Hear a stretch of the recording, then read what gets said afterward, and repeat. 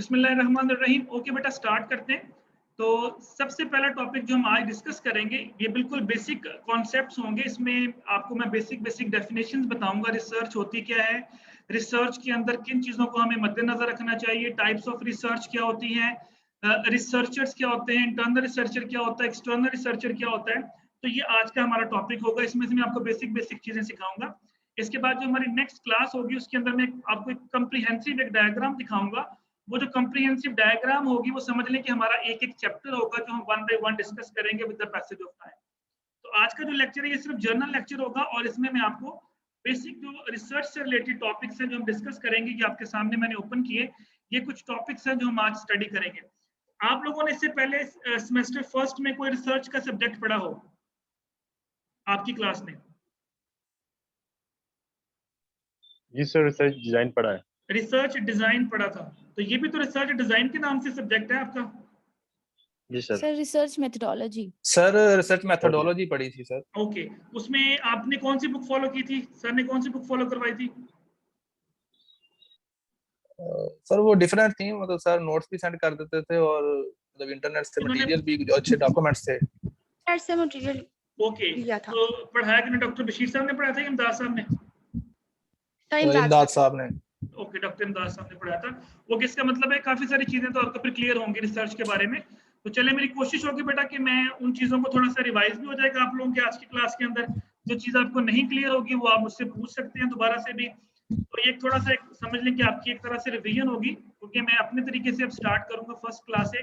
तो जो जो चीजें आपको क्लियर है वो क्लियर होती जाएंगी। जो ना समझ आए आप मुझे बीच में रोक सकते हैं कि सर ये चीज की समझ नहीं आई, तो मैं आपको दोबारा एक्सप्लेन कर दूंगा। ओके बेटा, चलें। Thank you so much sir. जी, आपसे स्टार्ट करते हैं जी आप लोगों से। What is research? अगर मैं आपसे कहूँ रिसर्च को डिफाइन करें तो कैसे डिफाइन करेंगे? Solving problem. Solving problem, okay. और इसके अलावा देखिए, वर्ड है रिसर्च। अगर आप इसको तोड़ के पढ़ेंगे तो वर्ड बनता है रिसर्च, यानी एक सर्च की हुई चीज को ऊपर आपसे दोबारा क्या कर रहे हैं, उसको रिसर्च कर रहे हैं।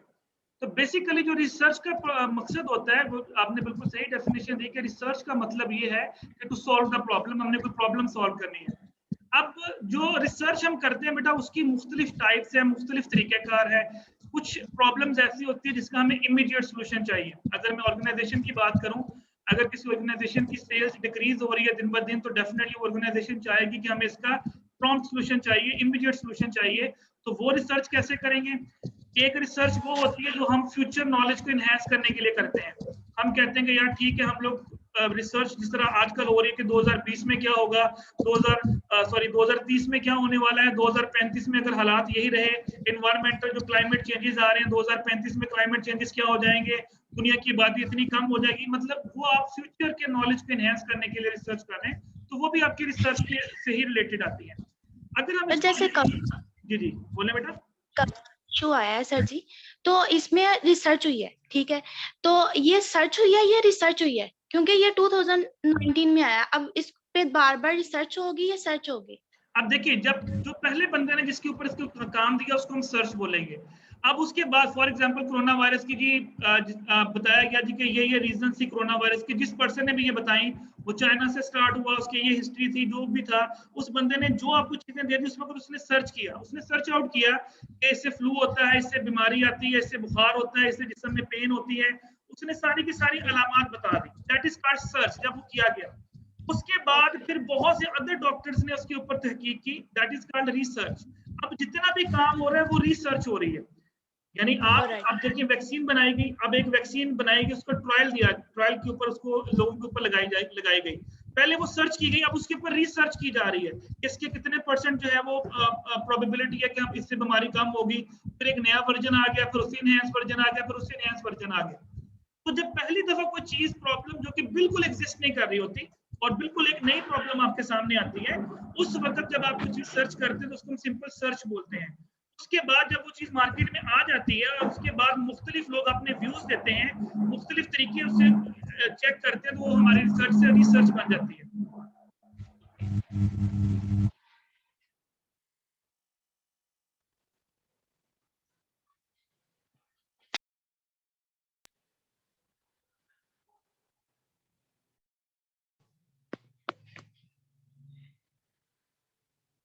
बस मैं क्लास छड्ड लगी मैंने पढ़ाई जाना बस इंट्रोडक्शन मालूमात हासिल होंदी है सुनिया तेनू लिया दो मैं पैसे ले के बोल लिया फिर नहीं मैं ऑफ है ना मैं शो ही नहीं होना मैं आपको ओके बेटा, तो बेसिकली अब कोई भी चीज जो पहले एग्जिस्ट नहीं कर रही होती उसके ऊपर कोई भी बंदा कोई भी अपने व्यूज देता है, तो those views are called search. उसने सर्च करके व्यूज दिए, उसके बाद अगर वो चीज एग्जिस्ट कर गई, उसके बाद आप देखिए फॉर एग्जांपल जब कोरोना आया तो आप देखिए डेली बेसिस के ऊपर उसके ऊपर कोई ना कोई पेपर्स आ रहे हैं। कोरोना का इमोशंस के ऊपर क्या इफेक्ट होता है, इसके ऊपर पेपर आ गया।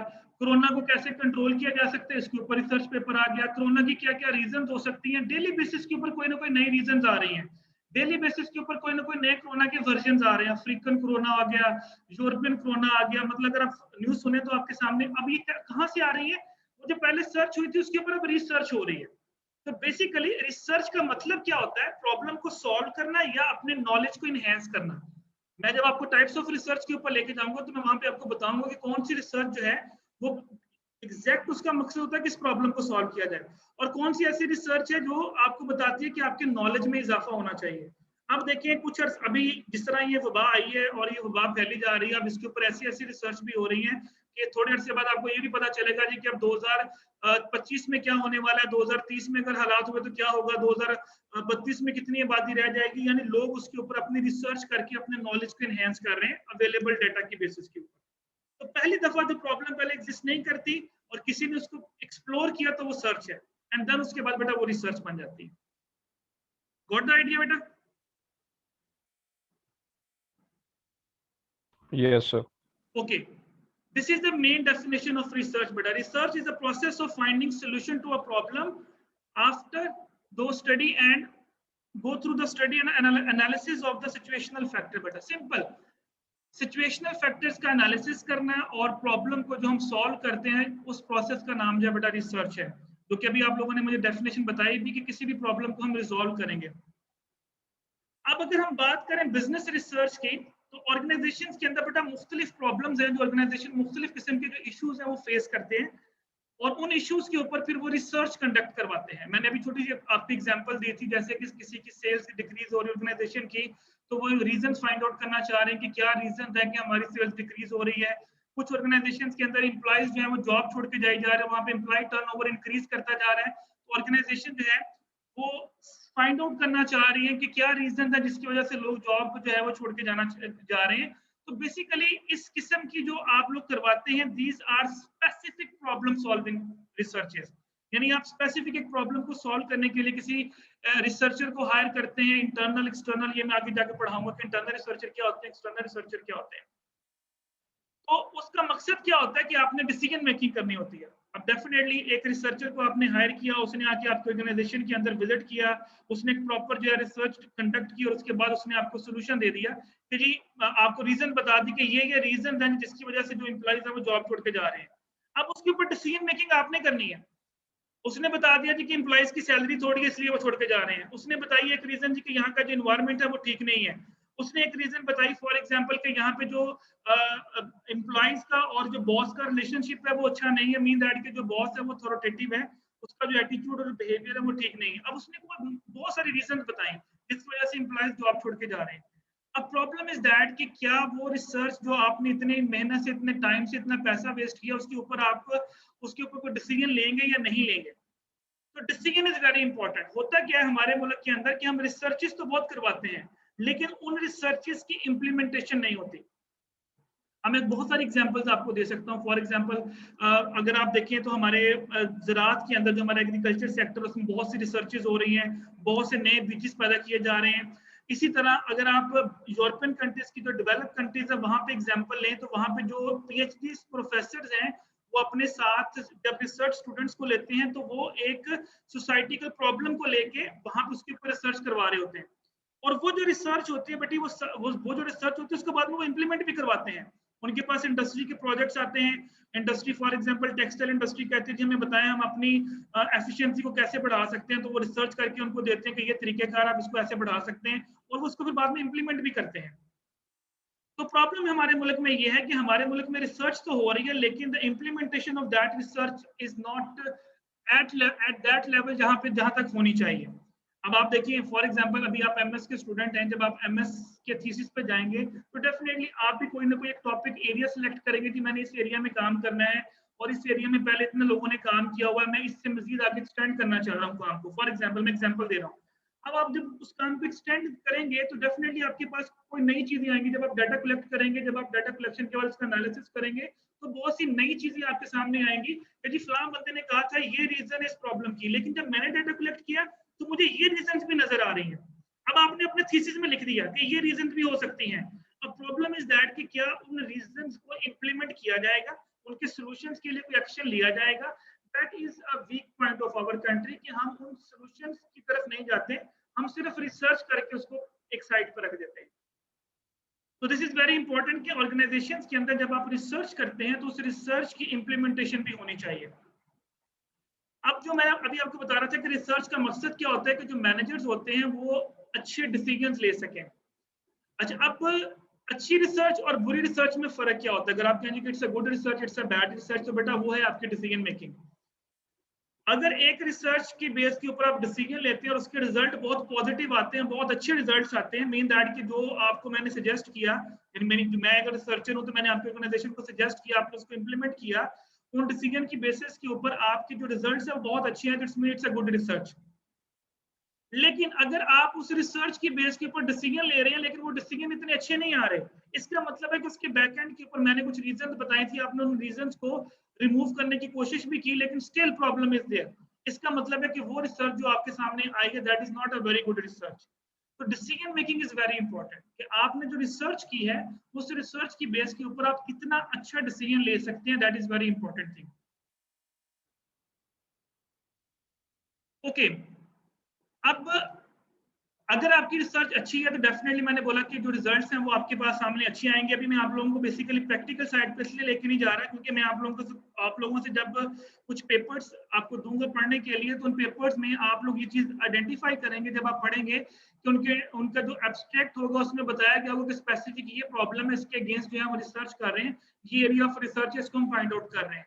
उसके जब हम कंक्लूजन के ऊपर जाएंगे तो फिर आपके सामने जब कंक्लूजन आएगा तो फिर आप खुद बैठ के डिसीजन मेकिंग भी कर सकते हैं कि यार ठीक है, इस बंदे ने ये चीजें बताई हैं, अगर हम इसको ऐसे कर लें तो हो सकता है चीजें बेहतर हो जाए।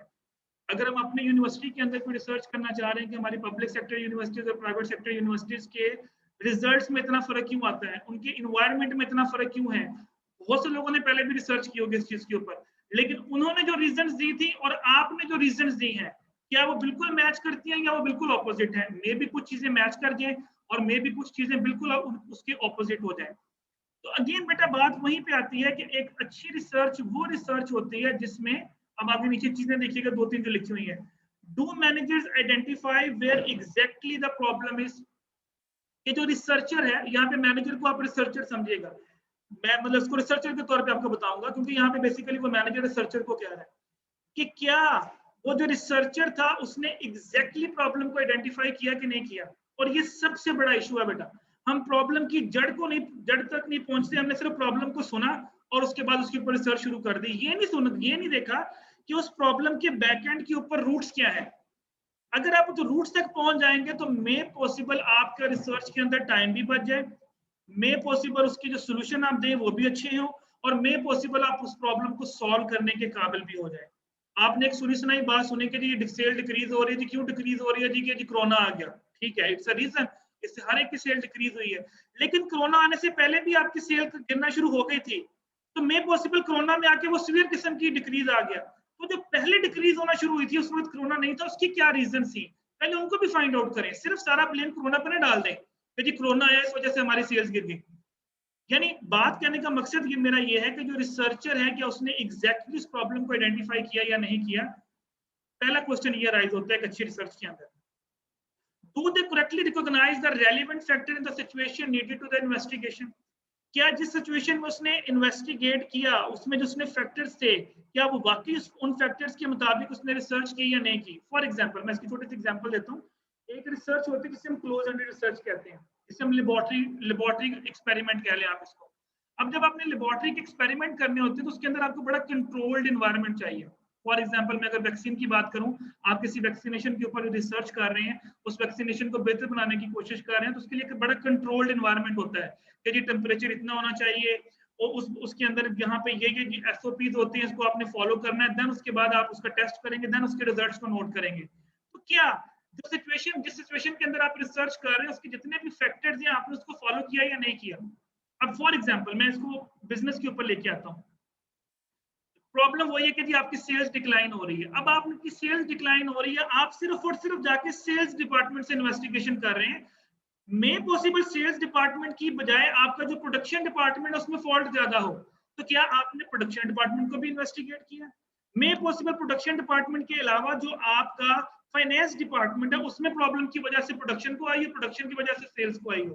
यानी जितने भी रिलेटेड फैक्टर्स हैं क्या आपने उनको आइडेंटिफाई किया?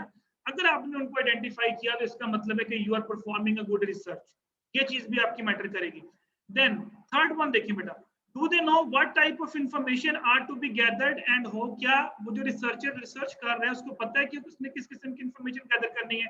फॉर एग्जांपल आप लोग थीसिस कर रहे हैं, आप लोगों ने एक टॉपिक चूज किया किसी पब्लिक एडमिनिस्ट्रेशन के ऊपर, तो क्या आप क्लियर हैं कि मैंने किस किस एरिया से इंफॉर्मेशन लेनी है? फॉर एग्जांपल मैं अभी जो मैंने एग्जांपल ली थी यूनिवर्सिटीज के एनवायरनमेंट के ऊपर, तो क्या आपने यूनिवर्सिटी के एनवायरनमेंट की जो इंफॉर्मेशन है सिर्फ टॉप मैनेजमेंट से ले ली, या मिडिल मैनेजमेंट के पास भी गए, या स्टूडेंट्स के पास भी गए, या टीचर्स के पास भी गए? यानी जो इंफॉर्मेशन आप गैदर कर रहे हैं क्या वो इंफॉर्मेशन आपके जो फैक्टर्स, जो आपके वेरिएबल्स हैं, जो आपने रिसर्च के अंदर यूज करने हैं, क्या वो इंफॉर्मेशन उन वेरिएबल से रेलेवेंट है भी या नहीं? या दूसरे अल्फाज में आप ये कह लें कि जो वेरिएबल्स आपने सिलेक्ट किए हैं क्या वो वेरिएबल्स आपकी प्रॉब्लम को सॉल्व करेंगे भी या नहीं करेंगे? ये चीजें आप बेटा, ये चीजें आप फेस करोगे थीसिस के अंदर जाके। थीसिस में क्या होगा कि जब आप लोग टॉपिक सिलेक्ट करोगे तो आप वहां पे वेरिएबल सिलेक्ट करोगे। आपने कोई 5-7 वेरिएबल सिलेक्ट कर लिया, आपको लगता था कि यार ये भी हो सकता है, ये भी हो सकता है, ये भी हो सकता है, लेकिन जब आप उसके रिजल्ट्स लेके आएंगे तो रिजल्ट्स टोटली बाद दफा ऑपोजिट आ जाएंगे, बिल्कुल ठीक नहीं आएंगे। तो फिर आप देखेंगे कि क्या ये वेरिएबल मेरे से रेलिवेंट है भी कि नहीं है। उसके लिए फिर हम मुख्तलिफ किस्म के टेस्ट यूज करते हैं। वो इंशाल्लाह जब हम लोग उसको इम्प्लीमेंटेशन की तरफ जाएंगे, उसके प्रैक्टिकल की तरफ जाएंगे, तो वहां पे मैं आपको बताऊंगा। फिर उन रिजल्ट्स के जो टेस्ट के जो रिजल्ट आते हैं वो बताते हैं यार ये वेरिएबल तो आपसे रेलिवेंट है ही नहीं, आपने इसको ऐड ही नहीं करना था, उसको निकाल लें। तो जैसे हम उस वेरिएबल को बीच में से स्किप करते हैं, आपके रिजल्ट जो है वो काफी हद तक जो है वो ठीक हो जाते हैं। मीन दैट की जो रिसर्च है वो आपको एग्जैक्ट रिलेशनशिप बता रही होती है। तो ये बहुत सारी चीजें। तो do they know what type of information are gather and how, कि जो इंफॉर्मेशन उन्होंने गैदर की है वो उससे रेलिवेंट है भी, और उन्होंने वो इंफॉर्मेशन कैसे गैदर की। इसके भी बहुत से तरीके हैं, बहुत से मेथड्स इंफॉर्मेशन गैदर करने के, सर्वेज हैं, उसके अलावा आप क्वेश्चनर के थ्रू कर सकते हैं, उसके अलावा आप क्वांटिटेटिवली कर सकते हैं। वो मैं आगे जाके आपको भी बताता हूँ कौन कौन से मेथड्स होते हैं जिसके जरिए आप इंफॉर्मेशन गैदर कर सकते हैं। तो this is a good research बेटा, यू कैन से दैट एक अच्छी रिसर्च के अंदर ये 3 चीजें होनी चाहिए। जब आप लोग पेपर टॉपिक सिलेक्ट करेंगे अपने थीसिस के लिए, तो वहां भी आप ये 3 चीजें लाजमी आइडेंटिफाई करेंगे।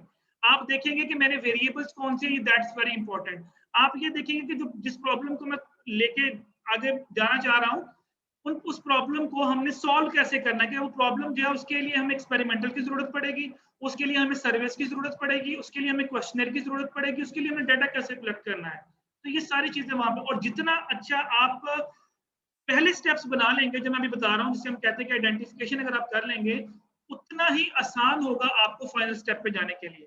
और सबसे जो मुश्किल काम होता है बेटा थीसिस के अंदर, सबसे मुश्किल काम जो मैं समझता हूँ, जो मेरे नजदीक है, जो मेरा एक्सपीरियंस है, इवन के बाकी जो जिन्होंने पीएचडी वगैरह की है, अगर आप उनसे भी पूछेंगे तो वो यही होता है कि हमसे टॉपिक सिलेक्ट नहीं होता कि मैं किस टॉपिक के ऊपर थीसिस करूं।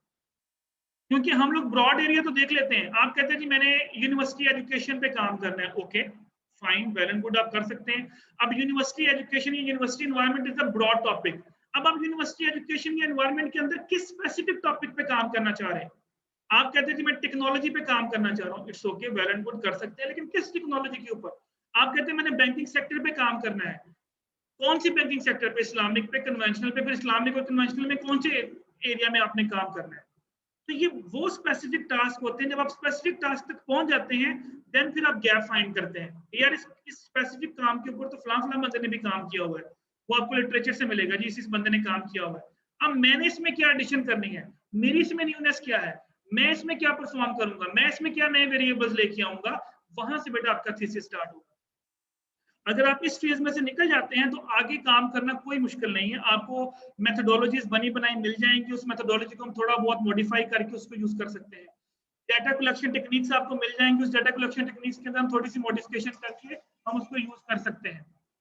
तो मेन काम बेटा वही है कि आइडेंटिफिकेशन ऑफ टॉपिक, जो कि मैं इंशाल्लाह कोशिश करूंगा, मैं आपको हेल्प आउट करूंगा कि टॉपिक आपने कैसे चूज करना है। ये मेरी कोशिश होगी कि जब हम ये सब्जेक्ट पढ़ें तो आप कम से कम इस काबिल हो जाएं कि आप अपने टॉपिक जो है जो किस तरह से चूज करना उस काबिल करने के काबिल हो जाए।